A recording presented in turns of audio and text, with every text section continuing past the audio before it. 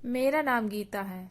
जैसी खूबसूरत मेरी आंखें थीं वैसे मेरे होठ, रंग बिल्कुल गोरा और काफी लंबे लंबे बाल। कोई भी लड़का मुझे देखता तो उसके होश उड़ जाते। पर मेरे पति की मौत के बाद मैं तन्हा और अकेली रह गई। अभी तो मात्र मैं 24 साल की हूँ और मेरी जवानी अभी बाकी है। ऐसे में एक विधवा बने मैं मारी मारी फिर रही थी। न सिर्फ तन की भूख बल्कि पेट की भूख भी सताने लगी। मेरे पति के गुजरते ही उनका दोस्त रोहन मेरे पास आ गया और कहने लगा, गीता अकेली रहोगी तो आग में जलती रहोगी। मैंने कहा, अभी तो सुशील की लाश तक नहीं मिली। मैं तो उससे बेइंतहा मोहब्बत करती हूँ। रोहन बोला, तो मेरे दोस्त की विधवा हो। मैं तुम्हें वह सुख दूंगा कि तुम उससे एक पल भी जुदा नहीं रह पाओगी। अभी तो 2 दिन हुए हैं मेरे पति को गुजरे। मैंने उससे मना कर दिया और काम की तलाश में मारी मारी फिरती रही। हमारे गांव में तो बस खेतों के काम मिलता है, जो कि मुझे नहीं आता क्योंकि मैं शहर की लड़की हूँ। कहीं कोई काम नहीं मिल रहा था तो एक दिन मैं भैया भाभी के घर चली गई। 1 महीना बीतते ही उन्होंने कह दिया कि गांव चली जाओ। तुम वैसे भी जवानी में हमारी नाक कटवा दिया था। जब मैं मात्र 18 साल की जवानी की दहलीज में मैंने कदम ही रखा था कि मेरे पैर फिसल गए थे और अब भैया भाभी ने मुझे गांव भेज दिया, जहां मेरी हालत खराब हो गई। धीरे धीरे सारे जमा पैसे खत्म होने लगे। मुझे कुछ तो करना था। गांव में ईंट भट्टे में मर्द काम करते थे, वहां पर औरतों को काम नहीं मिलता था। अंत में बच्चे की बुरी हालत देखकर मैंने मर्द के भेष में ईंट भट्टे में काम करने की सोची और मेरा बेटा, जो कि अब 5 साल का हो चुका था, उसे स्कूल में डाल दिया। मैंने मर्द बनकर वहां काम ले लिया। मुझे कोई पहचान न सके और मैं मेहनत मजदूरी करने लगी। मालिक मेरे काम से खुश होकर मुझे अच्छे पैसे देता, पर वह मुझे मर्द समझकर हाथ लगाता तो मैं शहर उठती। पति के गुजर 1 साल से ऊपर हो गए थे और मैं तन्हा थी। मेरी जरूरत अधूरी थी और मर्द का काम करते करते इतनी थक जाती कि यही सोचती कि काश मेरा कोई हाथ थाम ले। पर एक दिन तेज बारिश हो रही थी। हम अपना काम समेट रहे थे कि तभी मालिक आ गए और मुझे देखने लगे। मेरे गीले बदन को देखकर उन्हें शक हुआ कि मैं मर्द नहीं बल्कि औरत हूँ। मैं डर गई और थर थर कांपने लगी। मुझे लगा आज मैं बच नहीं पाऊंगी। इतने दिनों में मालिक को धोखा देकर मैं यहाँ काम कर रही थी। मेरा रूप देखकर यह तो समझ आ गया कि मैं औरत हूँ, पर मेरी पहचान उन्हें मालूम न चले। मैं यही दुआ मांगने लगी कि मालिक यहाँ से चले जाएं। पर मालिक मेरी ओर एकटक देखते रह गए। उनके अंदर मुझे एक हवस नजर आने लगी।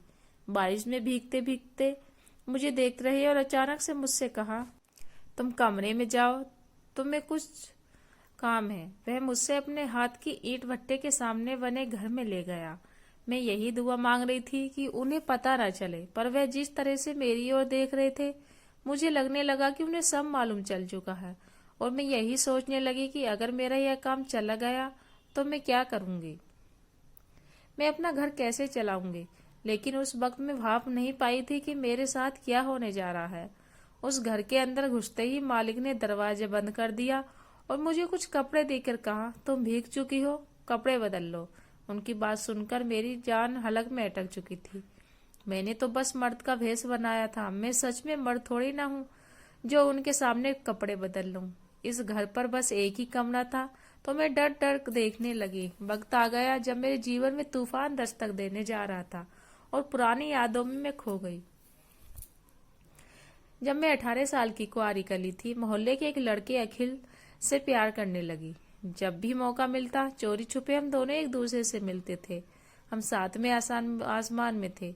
लेकिन एक दिन मेरे भैया ने हमें नजदीकी हालत में देख लिया तो उन्होंने मेरी शादी करवा दी। सुनील की दुल्हन बनकर मैं शहर छोड़कर गांव आ गई और अंदर ही अंदर बहुत निराश थी। मैंने यही सोचा था कि इस शहर में किसी हैंडसम लड़के से मेरी शादी होगी और शादी को लेकर मैं तरह तरह के सपने सजाए रखी थी। पर अब मेरे पास कोई रास्ता नहीं था। मुझे अब अपनी जिंदगी गांव में बितानी थी, शहर की चकाचौंध और ऐसे आराम को छोड़कर। जब मैं सुनील के घर पर कदम रखी तो गांव की औरतों ने मिलकर मेरा स्वागत किया था। मुझे चारपाई पर बैठाकर ढेर सारे तोहफे दिए थे। एक गोरा सा लड़का मुझे तोहफा देने आया तो मेरे ऊपर नजर गड़ाए हुए था और मुझे कहने लगा, गीता तुम तो बहुत खूबसूरत हो, न जाने कौन है यह। रात को गांव की एक औरत ने मुझे एक कमरे में बैठा गई जहां से फूलों की खुशबू आ रही थी, पर था तो एक गांव का कमरा। जब मैं अकेले हुई तो कमरे का जायजा लेने लगी। यह घर उतना भी बुरा नहीं था जो मैं सोच रही थी। मुझे इतना ही मालूम था कि मेरे पति सुनील ईंट भट्टे में काम करते हैं। मेरा भाई अपनी बहन की शादी एक मजदूरी से करवा देगा, यह सोचकर ही मुझे रोना आ रहा था। और मुझे यह भी मालूम नहीं था कि सुनील के परिवार में कौन कौन है। मैंने तो ठीक से उनका चेहरा भी नहीं देखा था। मेरे भाई ने मुझे अखिल के साथ पकड़ लिया और मुझे घसीटते हुए घर ले आया था और अपने कमरे में कैद कर दिया था। फिर भैया और भाभी ने मिलकर जल्दी से मेरी शादी तय कर दी, ताकि मेरी बदनामी होने से पहले ही शादी हो जाए। उन्होंने एक बार भी नहीं सोचा कि मैं अखिल से प्यार करती हूँ और मेरे भी कुछ मान है। मैं अपने पहले प्यार के उभर भी नहीं पाई थी कि सुनील मेरे कमरे के अंदर आ गए। मैंने पहली बार उन्हें अच्छे से देखा तो मेरे होश उड़ गए। सुनील काफी गोरा और हट्टा कट्टा लग रहा था। वो मेरे करीब आ गए। मैं घबराई हुई सी सिर झुकाए बैठी थी। तभी सुनील ने मुझे मुंह दिखाई के तौर पर एक अंगूठी पहनाई। वे समझ चुके थे कि मैं घबरा रही हूँ, तो कहा, तुम्हें डरने की जरूरत नहीं है, मैं इस घर में सिर्फ मैं ही रहता हूँ। मेरे मम्मी पापा गुजर गए हैं और मैं उनका इकलौता बेटा हूँ। मुझे उनकी बात सुनने में इंटरेस्ट नहीं था, चाहे देखने में कैसा भी हो, लेकिन है तो एक ईंट भट्टे के मजदूर ही। कितना ही कमा लेते होंगे जो मुझे खुश कर पाएंगे। मैंने उन्हें हिम्मत करके उस लड़के के बारे में पूछा जो कि आज मुझे तोहफा देने आया था। उन्होंने कहा कि वह रोहन है, मेरा दोस्त, ईंट भट्टे का मालिक है। अब मैं यही सोचने लगी, काश मेरे भैया ने उसके साथ मेरी शादी कर दी होती। सुनील रोहन दोनों ही देखने में हैंडसम थे, पर रोहन भट्टे का मालिक और सुनील एक मजदूर। मैं दिल ही दिल रोहन के बारे में सोचने लगी और उसकी गहरी कही हुई बातों के बारे में भी। मेरे पति मेरे एकदम करीब आ गई, मुझे प्यार करने लगे, पर मैं अखिल और रोहन के ख्यालों में डूब गई। जब उन्होंने कहा, मैं धीरे धीरे तुम्हारे साथ करीब रिश्ता बनाऊंगा, तो मैंने राहत की सांस ली। अगले ही दिन रोहन घर पर आ गया और मुझे कहने लगा, भाभी एक कप चाय पिलाओ ना। मैं काफी शर्मा गई और फिर किचन में जाकर चाय बनाकर लाई। अखिल और रोहन चाय पीकर काम पर निकल गए और मैं अपनी किस्मत के बारे में सोचने लगी। मैं उनके घर को अच्छे से देखा तो वह इतना बुरा भी नहीं था जितना मैंने सोचा था। घर पर जरूरत का सारा सामान था। मैंने सोचा था चूल्हे पर खाना बनाना पड़ेगा, पर गैस थी, बिजली की टीवी थी, फ्रिज और जरूरत का सारा सामान था। जब मेरे पति घर आए तो कुछ मजदूरों के साथ लेकर आए थे। मैंने देखा वह एक वॉशिंग मशीन लेकर आए हैं। उन्हें देखकर मैं मुस्कुराने लगी। मुझे कपड़े धोने पड़े, इस वजह से मेरे लिए वॉशिंग मशीन लेकर आए थे। शायद मुझे इतना भी बुरा पति नहीं मिला है। हम दोनों अब धीरे धीरे एक दूसरे के करीब आने लगे। मेरे पति मेरे काम से भी हाथ बटा दिया करते थे। मैं उन्हें मना करती, फिर भी कहते, नहीं, तुम गांव के काम करने की आदत नहीं है, तुम थक जाओगी। और मेरी खूब सेवा भी करने लगे। मेरे पति ईंट भट्टे के रोज जाते थे, मैं उनका खाना पैक कर दिया करती थी। एक दिन वे खाना ले जाना भूल गए तो घर पर एक मजदूर आया। मजदूर ने कहा, मालकिन साहब का खाना लेने आया हूँ, आज साहब खाना ला जाना भूल गए हैं। मुझे समझ नहीं आ रहा था कि यह मजदूर मुझे मालकिन और सुनील को साहब क्यों कह रहा है। खाना देकर मैंने उनसे पूछा तो पता चला कि मेरे पति ईंट भट्टे के मजदूर नहीं बल्कि मालिक हैं और वह रोहन के साथ ये बिजनेस चलाते हैं। यह बात सुनकर मैं हैरत में पड़ गई। मुझे अपने पति से प्यार होने लगा था। मेरे पति बहुत अच्छे इंसान थे और अक्सर वह रोहन को भी साथ घर ले आते थे। रोहन हमारे साथ खाना खाता और जब भी मुझे अकेले पाता मुझसे बात करने आ जाता था। कभी कभी बातों बातों में मुझे टच भी कर लिया करता था। वह सुनील के दोस्त है तो मैं भी कुछ नहीं कहती थी, पर मुझे पता था कि वह मुझे पसंद करता है। मैं मजाक मजाक में कही कि रोहन अब तुम भी शादी कर लो। रोहन ने कहा, मेरा किस्मत इतनी अच्छी कहाँ। मैंने कहा, ऐसा क्यों कह रही हो? तो उसने कहा, मेरी किस्मत में तुम जो नहीं हो। मुझे लगा वो मजाक कर रहा है, तो मैंने कहा, मैं नहीं तो क्या, और भी बहुत सारी हसीन लड़कियां हैं। पर उसने कहा, मुझे तो तुम ही चाहिए, और हसरत बड़ी निगाहों से मेरी तरफ देखने लगा। और उसने अचानक मेरा हाथ पकड़ लिया और मेरी सांसें तेज होने लगी। मुझे ऐसा एहसास होने लगा कि रोहन मुझे चाहता है, पर मैं शादीशुदा हूँ, इस चाहत का कोई फायदा नहीं है। इसलिए बात बदलते हुए मैंने कहा, मैं तुम्हारे लिए अच्छी लड़की ढूंढूंगी। जब कभी सुनील घर के बाहर होता है तो रोहन मेरे पास आ जाता और कहता है, गीता जरा चाय पिलाओ ना, मैं बहुत थक गया हूँ। कभी कभी मुझे काफी घबराहट होती है क्योंकि वह मेरे घर पर आ जाता था, कहीं सुनील गलत ना समझे, ये बुरा ना मान जाए। मैंने एक दो बार कहा भी उसे कि वह जब सुनील ना हो घर पर मत आया करो।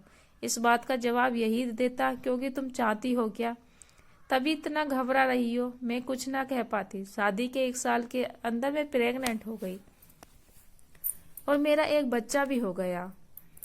सब कुछ ठीक ठाक चल रहा था। कुछ साल बाद एक साल बहुत बारिश हो रही थी। लगातार कुछ दिनों से बारिश हो रही थी और रुकने का नाम ही नहीं ले रही थी। मेरा पति रोहन के साथ काम निकल गए। मुझे उनकी चिंता सता रही थी, तो मैं बार बार दरवाजे के पास आकर देख रही थी। बारिश बढ़ती ही जा रही थी। काफी देर होने के बाद रोहन मेरे पास आया और बोला, बहुत परेशान नजर आ रहा था और उसकी आंखों में आंसू थे। मैंने पूछा, क्या हो गया? हमारे गांव का बहुत बुरा हाल है। फिर उसने एक ऐसी बात कही कि मेरे पैरों तले जमीन निकल गई। कहा, हम नदी पार कर रहे थे कि तुम्हारे पति उस नदी पर गिर गए और बाढ़ उसे बहा ले गई। यह बात सुनकर मुझे यकीन ही नहीं आ रहा था। मैं उसी हाल में बाहर निकली और बेहद दौड़ने लगी। रोहन भी मेरे पीछे पीछे भाग रहा था, मुझे रोकने की कोशिश कर रहा था, पर मेरा तो मानो कोई सुध बुध ही नहीं था। मैं पागलों की तरह दौड़ती जा रही थी। गांव के कुछ लोग भी मेरे पीछे पीछे आने लगे। हम नदी के पास पहुंचे तो पति का नामो निशान नहीं था। यह बाढ़ मेरी जिंदगी की खुशियां बहा ले गई थी, मेरा प्यार बहा ले गई थी। और उसके बाद ही रोहन ने मुझे शादी का प्रस्ताव दिया, पर जब मैंने मना कर दिया तो उसने मुझे ईंट भट्टे का हिस्सा भी नहीं बनने दिया और मुझे दर दर की ठोकरें खाने के लिए मजबूर कर दिया।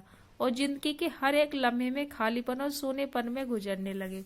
मर्द का भेष बनाकर मैं अपने ही ईंट भट्टे में काम करने लगी, जिसके मालिक मेरे पति थे, और इसकी भट्टे में आज मैं मजदूर थी।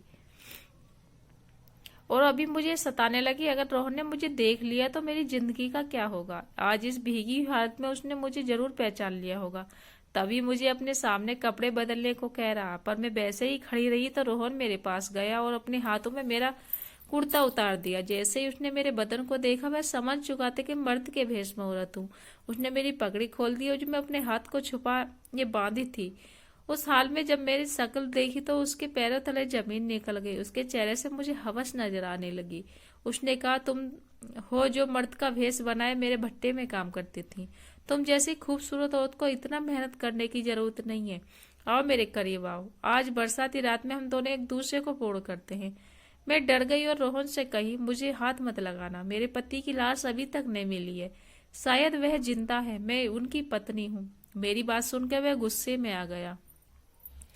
फिर से तुम मुझे ठुकरा रही हो। तुम्हें पाने के लिए मैं इतना सब कुछ किया और तुम मुझे बार बार ठुकराती जा रही हो। तुम्हारा पति कभी वापस नहीं आएगा, क्योंकि मैंने अपने हाथों से उसे नदी में ढकेला है। यह सुनते ही मेरे आंखों में आंसू आ गए और मैं रोने लगी। मैंने कहा, तुमने? पर क्यों? उसने कहा, मैं तुम्हें पहले दिन से ही पसंद करता था और मुझे हर वक्त सुनील की किस्मत से जलन होती थी कि तुम जैसी खूबसूरत शहरी लड़की मिल गई। मैं तुम्हें पाने के लिए इस कदर पागल हो गया था कि तुम्हारे पति को मौका देख मिलते ही पानी में ढकेल दिया। यह कहकर वे मेरे ऊपर झटका, अपने अंदर की सारी हवस निकाली। मैं चीखती रही, चिल्लाती रही, उसे मारती रही, पर उसे कोई फर्क नहीं पड़ा। उसने मेरी इज्जत को तार तार कर दिया और उसके बाद वह मुझे उठाकर भट्टे में ले गए और उसे सुनसान जगह पर बारिश में भीगते हुए मैं रोती रह गई। और ये खुला आसमान बारिश रूप आंसू बहता गया। वह मुझे अपने घर पर ले आया और अपने घर पर ही मुझे कैद कर दिया।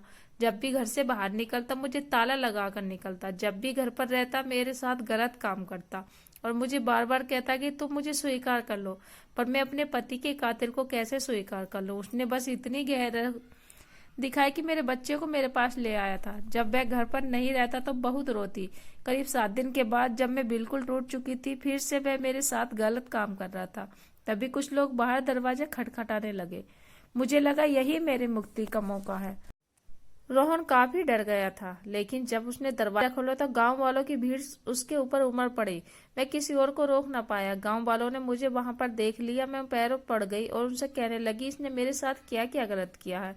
गांव वाले कहने लगे, हमें पता है इसने तुम्हारे साथ बहुत गलत किया है। उनकी बातें सुनकर मैं बेहात रोने लगी। तभी भीड़ में से निकलकर मेरे सामने एक शख्स खड़ा हो गया। जब मैं उसकी शक्ल देखी तो मेरे कलेजा मानो बाहर आ गया, क्योंकि वह कोई और नहीं बल्कि मेरा पति सुनील था। लोग रोहन को मारने लगे और पीट पीट कर अधमरा कर दिया। फिर उसने पुलिस के हवाले कर दिया। सुनील सुनील मुझे और अपने बच्चे को लेकर घर आ गया। तुमने बहुत देर कर दी, उस कमीने ने मुझे सर्वनाश कर दिया। आप इतने दिन तक कहाँ थे? दोस्तों, उम्मीद करती हूँ कहानी आप लोगों को पसंद आई, तो प्लीज वीडियो को लाइक शेयर कीजिए और हर रोज नई कहानी पढ़ने के लिए चैनल को सब्सक्राइब कीजिएगा।